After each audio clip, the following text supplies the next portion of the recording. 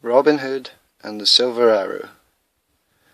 One fine summer's evening long ago in Sherwood Forest, Robin Hood and his men were sitting under the trees listening to Allan a Dale singing a favourite song, when there was suddenly a rustling in the leaves nearby. Allan stopped singing at once, and they all fell silent. But when the bushes parted, out stepped their friend Friar Tuck. He had just returned from Nottingham town, with all the latest news. The sheriff is to hold a great archery contest at next week's fair, he told them, once he had settled himself down. And the first prize is to be a silver arrow. Now the sheriff of Nottingham was Robin's greatest enemy, and it was not safe for Robin or his men to be seen in the town. But the outlaws were not afraid of a little danger. "Well, my lads," said Robin with a smile, "who's for Nottingham and the sheriff's archery contest?" "I am, Robin," came the voices from all around. On the day of the contest, Robin and his men swapped their well-known outfits of Lincoln green for countrymen's suits, of all different colours, so as not to be able to mingle unnoticed with the crowds making their way towards Nottingham. The town was thronged with people, all enjoying the fair. Some were dancing round the maypole, while others were just wandering around looking at the stalls and sideshows. There were conjurers, jugglers, and even a dancing bear. But the greatest attraction of all was the archery contest. Robin and 5 of his most trusted men quietly entered the archery ground and joined the groups of contestants who were waiting eagerly on the sidelines.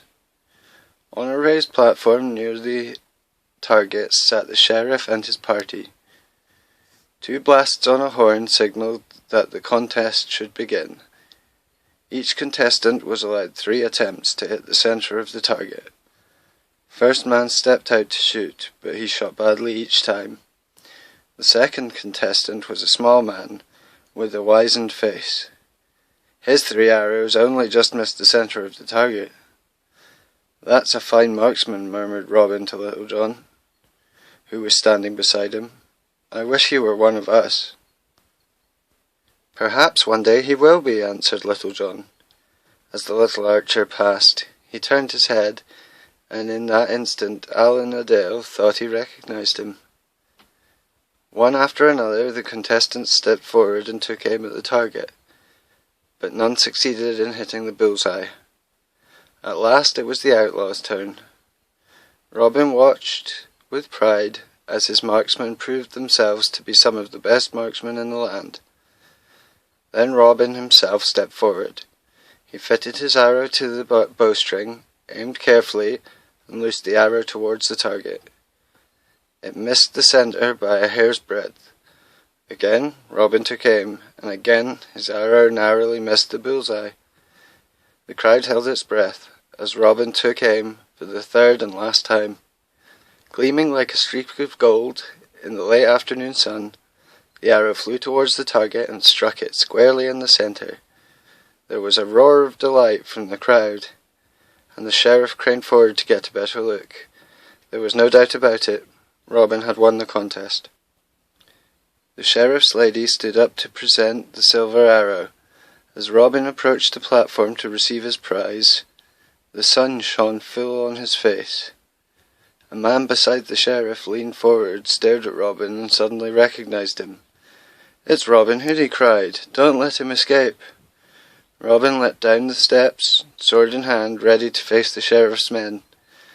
"After him," bellowed the sheriff. Robin's men were right behind him, swords drawn in close formation.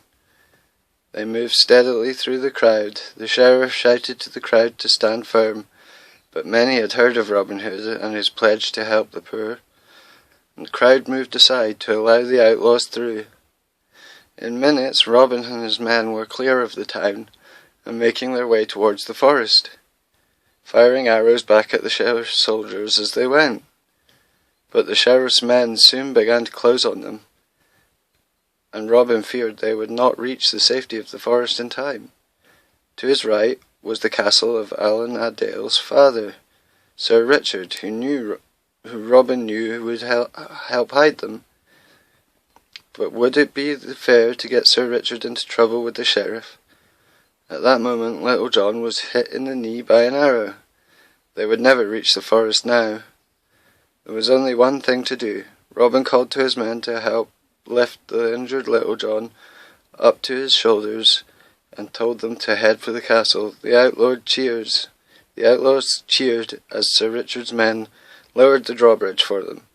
But Robin was weighed down by the weight of Little John, and was still a long way from the castle. The outlaws continued firing at the sheriff's men. As Robin staggered towards the drawbridge, just then a little man with a wizened face ran forwards and helped Robin and Little John to safety. It was the archer from the contest, who was in fact one of Sir Richard's faithful servants.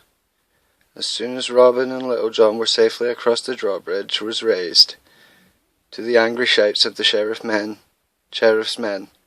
That night back in Nottingham the sheriff raged and fumed and plotted his revenge, but in Sir Richard's castle there was a huge feast and great celebrations in honour of Robin and all of his merry men.